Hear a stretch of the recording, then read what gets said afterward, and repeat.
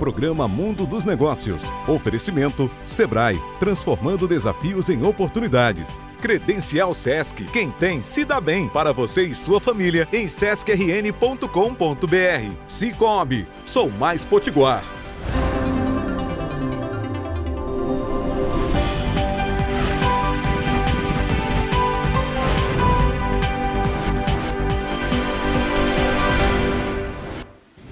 Olá, bem-vindo ao programa Mundo dos Negócios. Como você bem sabe, esse é o programa que conecta você às principais tendências, ideias e estratégias para crescer no universo empresarial.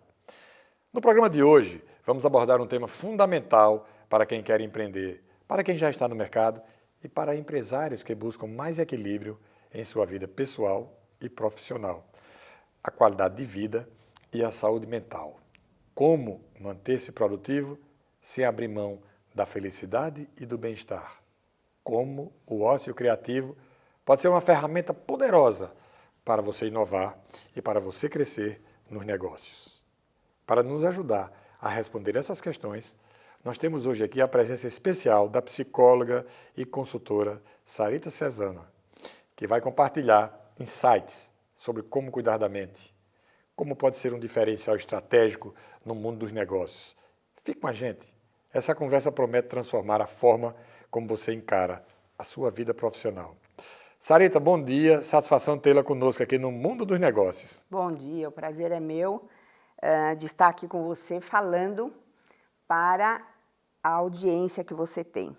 Para quem está começando a empreender, como conciliar a pressão de fazer o negócio crescer com a necessidade de cuidar da saúde mental, né, e do bem-estar? Então, eu vou iniciar aqui esse nosso bate-papo contando uma história. Eu gosto muito de metáforas. Dizem, né, as histórias, que um empresário muito bem-sucedido tirou 10 dias de férias, foi para um resort e resolveu ir caminhar cedinho na praia. E caminhando na praia, ele viu um pescador. Ali, sozinho na praia, pescando, ele resolveu ir conversar com o pescador. Sentou do lado do homem e falou, você pega peixes aí, o que você faz? Aí ele falou, aqui é um lugar que dá bem peixes. E o que você faz? Vou dar uma resumida. O que você faz com esses peixes? Ele falou, não, 2 eu pego, levo para minha casa, para minha família, o restante eu vendo, troco por alguma coisa, e assim é a minha vida. E aí o empresário bem-sucedido disse para ele, mas você faz isso sozinho? Eu faço. Ele falou, mas se aqui dá peixes, por que você não traz um filho, alguém, para te ajudar? Em 2 você vai pescar mais. E o pescador falou, sabe que é uma boa ideia? Pode ser sim. E aí o empresário, já com comportamento empreendedor, falou, mas e se você pegasse um barco e fosse um pouquinho mais e pegasse com rede? Aí você teria mais peixes ainda para trocar. E a conversa se estendeu e o empresário estimulou ele a pegar um barco. Se ele pegasse um barco e fosse mais em alto mar, ele pegaria muito mais peixes e traria e venderia, e que ele contratasse uma equipe para o barco, uma equipe de vendas, uma equipe... E no fim dessa história aí, que é mais longa, o pescador disse, mas para que tudo isso?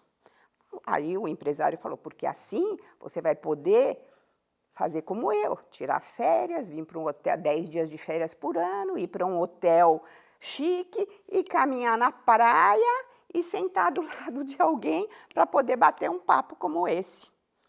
Então, moral da história, aquilo já era o que o pescador já fazia, sem precisar escalar tanto, o pescador já levava essa vida... Sem ser enlouquecido, né? Eu tenho 70 anos. Eu estou finalizando a 2ª turma, aprovada pelo MEC, de uma graduação em Ciência da Felicidade. Porque felicidade é ciência. Então, não é felicidade, quando a gente fala felicidade, não é subir no alto da montanha e ficar meditando. Não, é felicidade no mundo do trabalho, nas suas relações, nas suas escolhas, naquilo que você... a gente vai aprofundar um pouquinho mais essa definição, mas assim, ser feliz para um é ganhar um monte de dinheiro e tirar férias 10 dias. Para o outro, felicidade é ali ter aquela praia, aquela tranquilidade, pescar o peixinho, comer, o restante vender para fazer uma mistura ali e levar aquela vida. Suave. Eu vi um estudo norte-americano feito acho que em Harvard, uma pesquisa longa conduzida por psicólogos, que apurou que as pessoas mais felizes são aquelas que vivem bem no seio familiar e que têm bons amigos, que vivem no universo de bons amigos. Que dica você dá? Então, a dica que eu dou, você tem razão, o conceito de felicidade, ele é muito individual, né? E também, eu estava pensando sobre isso e sobre essa conversa tão agradável, sobre um tema que eu adoro, a felicidade é temporal. O que eu quero dizer com a felicidade é temporal? Hoje, para mim, o conceito de felicidade hoje, para mim, é diferente do que era para mim há 10 anos atrás. O que eu queria há 10 anos atrás, o que era a minha prioridade, o que, enfim, era o que eu queria, o que eu desejava, era uma coisa há 10 anos atrás. Hoje é outra. Então, ele é temporal. A gente, com a gente mesmo, isso vai mudando.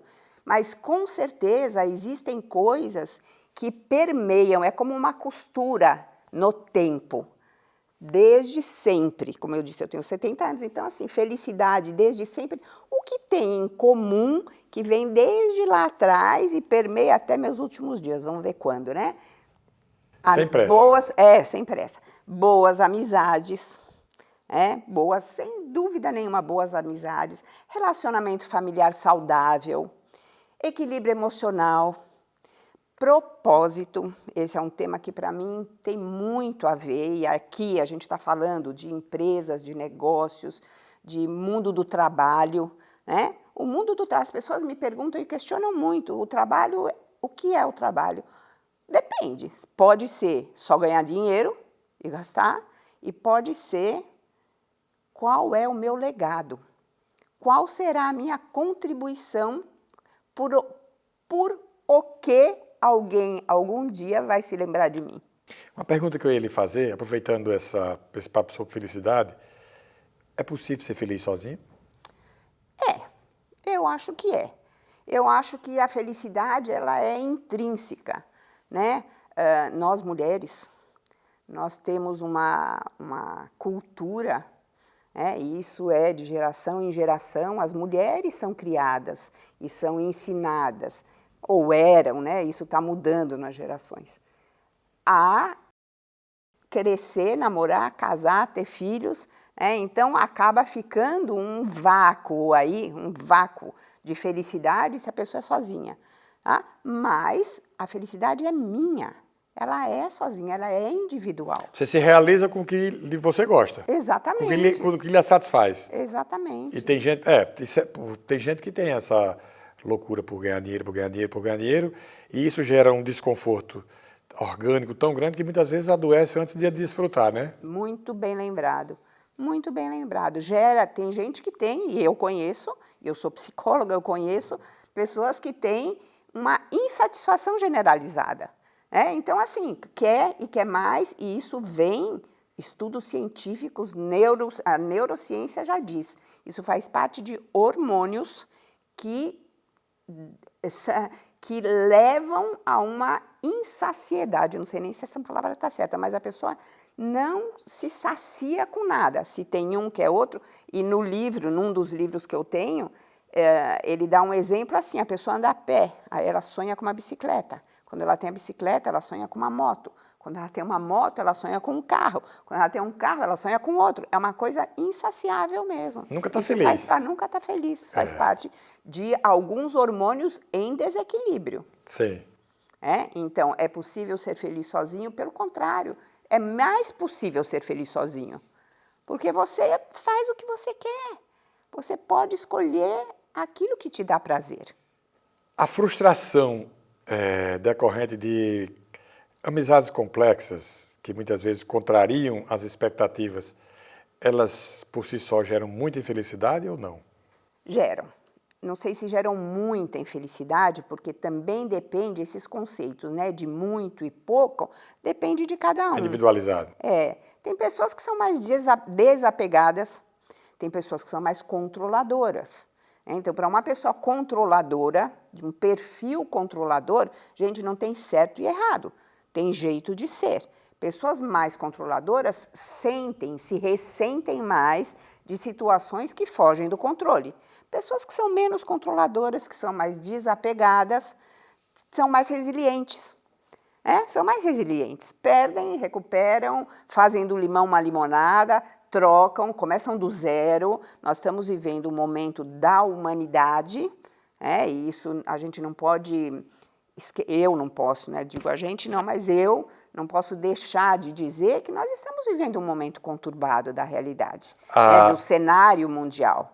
Cenário mundial e cenário local. A gente vive numa confrontação enlouquecida que a sociedade, a gente não tem paz, não tem tranquilidade. Você liga a televisão, aí é um agredindo o outro, é um agredindo o estrangeiro e por aí vai. O tempo inteiro o mundo político provocando conflito, confronto, belicosidade, é uma coisa enlouquecida, né? E uma polarização, de uns contra os outros. Eu digo, mas isso é uma opinião minha, que não é só minha não, mas é uma opinião que faz sentido para mim, por isso que eu digo que é minha. O mundo está vibrando em raiva e medo. Sim. O medo, ele gera raiva. E a raiva gera medo. Então, as pessoas estão muito reativas. Então, a felicidade vai ficando distante, porque se você está reativo, se você está vivendo em conflito ou se está com medo, a felicidade passa longe, passa na sua frente e você não vê. E você não embarca nela. Você não embarca nela. Que é o mais grave, né? Nela. E tem coisas acontecendo. Então, assim, muitas dicas a gente vai dando ao longo da vida e da experiência de vida também, Exercer a gratidão, agradecer o que é bom e também o que não é bom. O que acontece na vida da gente que não é o que a gente queria, é um aprendizado. A gente também precisa agradecer. Não é sobre o que acontece. Isso é uma máxima de programação neurolinguística. Não é sobre o que acontece, é sobre o que você faz com aquilo que acontece. Perfeito. Nós vamos fazer um breve intervalo, conversando aqui com a psicóloga Sarita Cesana e voltamos já para continuar esse papo interessantíssimo. Espero que você não saia daí. Até rapidinho.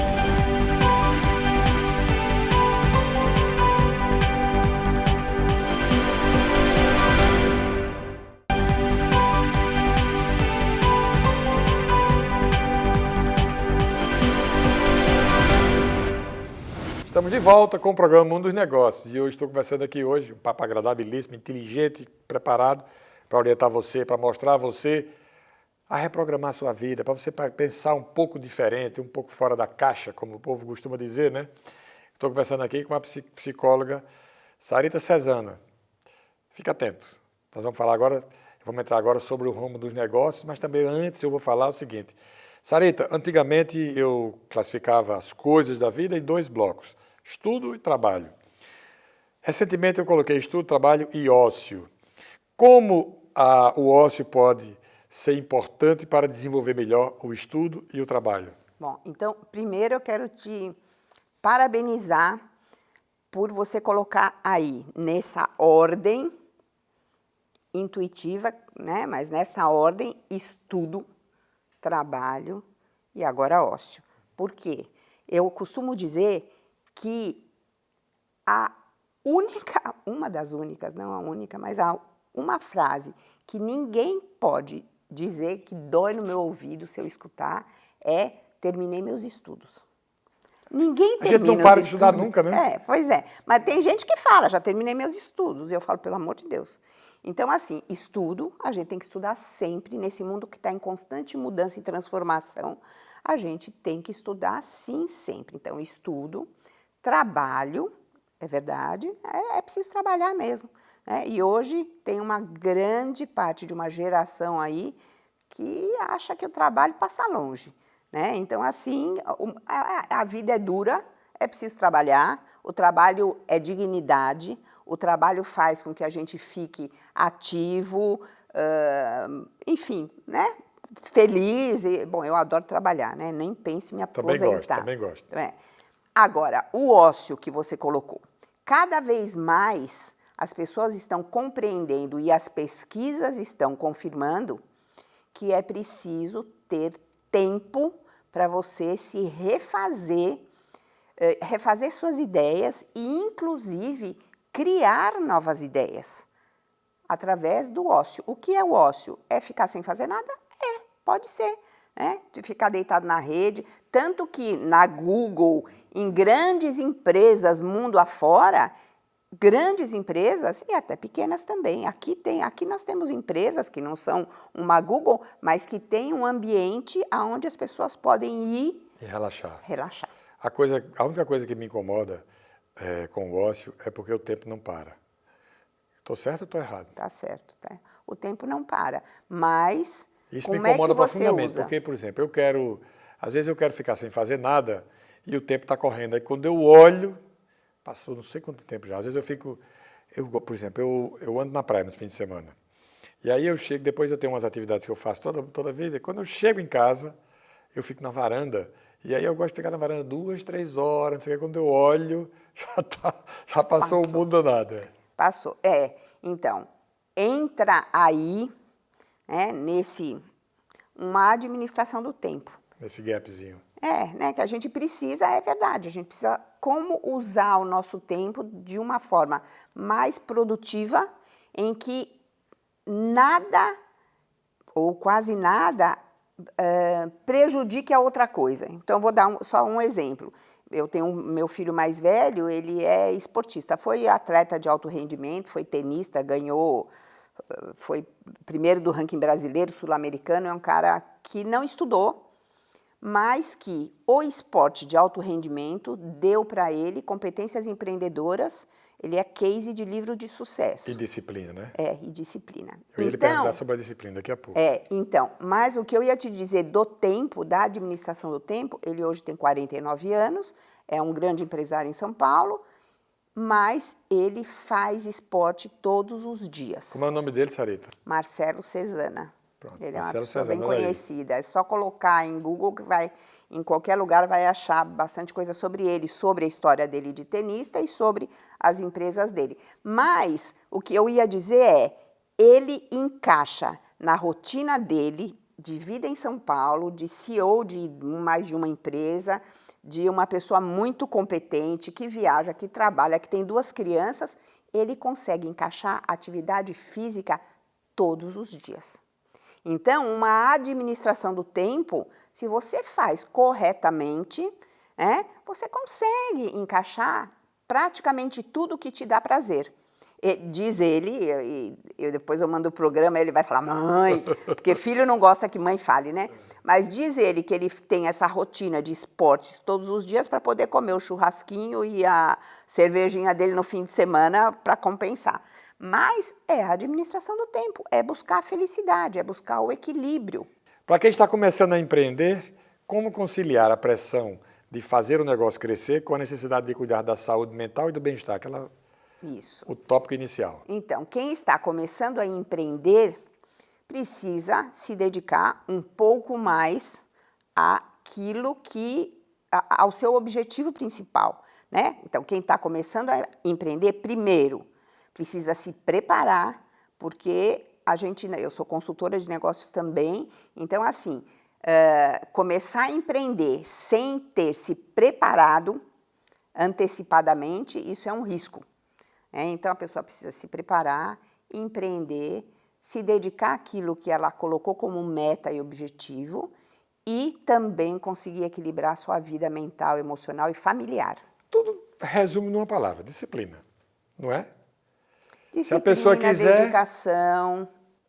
Porque sem disciplina é muito difícil você ter hoje uma vida, digamos assim, produtiva e saudável.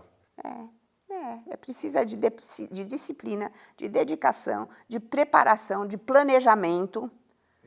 Quando a gente coloca no papel, porque as pessoas tem gente, né? O empreendedor, principalmente, ele é muito intuitivo e muito ousado. Ele faz e depois resolve, né? Mas é preciso... A gente aprende no mundo dos negócios que se você não for assim, você não se realiza. É impressionante. Se você quiser fazer tudo certinho, você engessa o seu projeto e ele não anda. Eu tenho vários casos de experiência de pessoas que evoluíram, que saíram do zero e que fizeram patrimônio grande, construíram empresas grandes, que ela diz o seguinte, eu comecei fazendo, fui aprendendo, e depois eu fui aprendendo e profissionalizando, e hoje sou o que sou. Eu conheço gente que tem empresas grandes hoje, que começou bem pequenininho. Tem muitos casos que foi de feito sucesso. assim, né? Tem muitos casos de sucesso assim. Então a gente tem que, sempre eu digo aqui, viu, Sarita, é possível, não desista, vá atrás, corra, procure. São E vou coisas acrescentar uma dica aqui, Sim. a isso que você está falando com tanta propriedade. Procure um mentor. Sim. E não precisa ser, não tenho dinheiro para pagar uma mentoria. Se espelhe, Não é né? isso, se espere. Procure no YouTube, no celular. Hoje, na palma da mão, a gente tem tantos exemplos para a gente se inspirar de pessoas de sucesso que conseguiram. Cai, levanta, cai, levanta, cai, levanta, mas vai. Se não desistir, desista. vai. Se não desistir, vai, claro que mesmo. vai. Muitos novos empreendedores, eles acreditam que para ter sucesso, precisam sacrificar o lazer e o tempo pessoal. Isso é realmente necessário ou há formas mais saudáveis de buscar o sucesso? Sim, não precisa sacrificar nada, precisa fazer com prazer. Quando você fala a palavra, né? Quando você pensa, não, isso eu preciso sacrificar alguma coisa, eu já estou entrando em de forma negativa, né? De forma negativa. E a outra coisa, também falando com empreendedores jovens, com pessoas que querem empreender, o que eu escuto muito mas eu não tenho dinheiro. Gente, não é o dinheiro.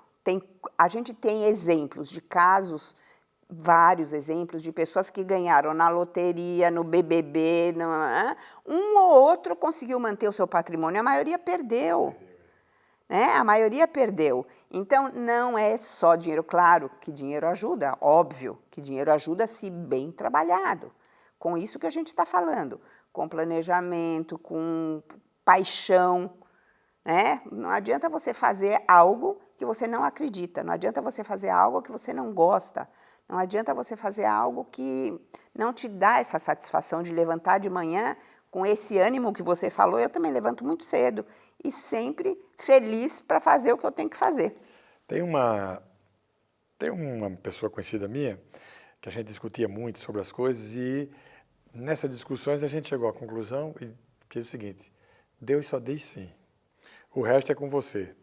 O que você acha como psicóloga que trabalha nesse segmento empresarial? O que é que você acha disso? Eu acho que está tudo... Bom, aí vou entrar no meu lado psicóloga que acredita em energias. Sim. Eu acho, meu lado mais esotérico e minha fé, né? Eu acredito que está tudo disponível para todos. A gente às vezes não vê, e também o meu lado de experiência de vida, né? Está tudo disponível para todos. Todos nós podemos ter acesso. Ou você tem crenças positivas, facilitadoras, ou você tem crenças limitadoras. As pessoas que vivem reclamando... O que é reclamar? É clamar duas vezes. Quem reclama, fica reclamando. Então, ou você reclama e não sai daquele mimimi, ou você fala, eu tenho uma crença possibilitadora, vai dar certo, não deu agora. Uma palavra que eu insiro em todas as conversas que eu tenho é a palavra ainda. Não, porque tá ruim. Ainda. Insira essa palavra ainda, porque aí você dá uma possibilidade de que as coisas ainda não deram, mas vão dar. Virada de chave. Então, é possível as pessoas conseguirem alcançar seus objetivos passo a passo, lentamente, tudo é processo, nada cai do céu, não é fácil, gente, mas é possível sim. Quais hábitos e rotinas podem ajudar quem está começando um negócio a encontrar o equilíbrio entre produtividade e bem-estar? Eu estou sempre com esse foco no bem-estar, porque se a pessoa não estiver feliz, ela não vai ter sucesso, né? E se ela também não estiver feliz, ela não vai ter sucesso. E se ela não estiver emocionalmente, fisicamente bem, também não vai, porque estoura, em algum lugar estoura. De alguma forma, o corpo, e hoje já também tem, gente, muitos estudos, o corpo fala, o corpo dá sinais, as pessoas estão adoecendo, as pessoas estão muito doentes. É só olhar ao seu redor, quantas farmácias tem? Outro dia eu escutei brincando uma pessoa dizendo, não, eu não vou sair de férias e deixar minha casa, que quando eu voltar minha casa virou uma Drogasil ou Globo. Porque isso são sinais, a gente pode ler os cenários. Se você veio comparar com as cidades mais tradicionais ou mais organizadas da Europa, você não vê farmácia, né? Então, as pessoas estão realmente adoecendo e por outro lado, tem negócios abrindo, tem gente investindo, tem gente otimista, tem uma nova geração crescendo e precisando trabalhar, precisando gerar emprego e renda, porque os empreendedores geram emprego e renda. Então, essa cultura de passar no concurso, que aqui tem muito forte, que eu não conhecia, né, mas de passar num concurso, ok, é algo. Mas a gente tem que pensar nessa geração nem, que nem trabalha, nem estuda, que precisa produzir. Esse negócio dos concursos é recente, né? Porque antigamente quem queria fazer patrimônio, queria enriquecer, queria construir algo de novo, ia ser empresário. E aí os concursos públicos passaram a oferecer oportunidades com remunerações muito acima do potencial de quem está contratando. O fato verdadeiro é esse, a gente vive nessa sociedade que você tem castas específicas e a massa no meio ali vivendo da dificuldade. Por isso que a gente estimula as pessoas a empreenderem. Mais ou menos por aí, né? Isso, e é a ideia, eu sinto muito, de novo, não tem certo nem errado, mas é a ideia da estabilidade. Eu vou fazer pouco e ganhar muito. E não vou estudar nunca mais. Já passei, já concluí meus estudos, aquela história. Eu preciso concluir o programa, porque o papo é tão bom que o tempo voou. Queria apenas uma mensagem sua, Sarita, para estimular quem está na audiência com a gente a construir o seu futuro. Gente, a minha mensagem, acho que sou eu. Eu tenho 70 anos, eu trabalho, empreendo, tenho projetos, adoro conversar, adoro estar com pessoas. Sou paulistana, estou aqui há 25 anos, então com 40, menos de 50 anos eu mudei de cidade para uma cidade nova, comecei do zero e eu aconselho todos a buscar a felicidade, a buscar o seu equilíbrio, a buscar o que faz sentido para você, muito mais do que agradar alguém, é agradar você próprio. Tá vendo? Só depende de você. Sarita, muitíssimo grato por sua participação aqui conosco. Eu que agradeço. O programa Mundo dos Negócios fica por aqui. Eu também agradeço a sua audiência. No próximo domingo nós estaremos aqui de volta às 10h30 na TV Tropical. Uma excelente semana para você e até lá.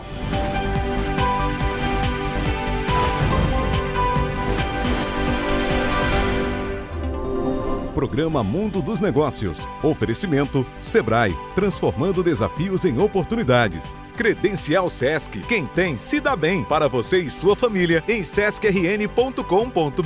Cicobi. Sou Mais Potiguar.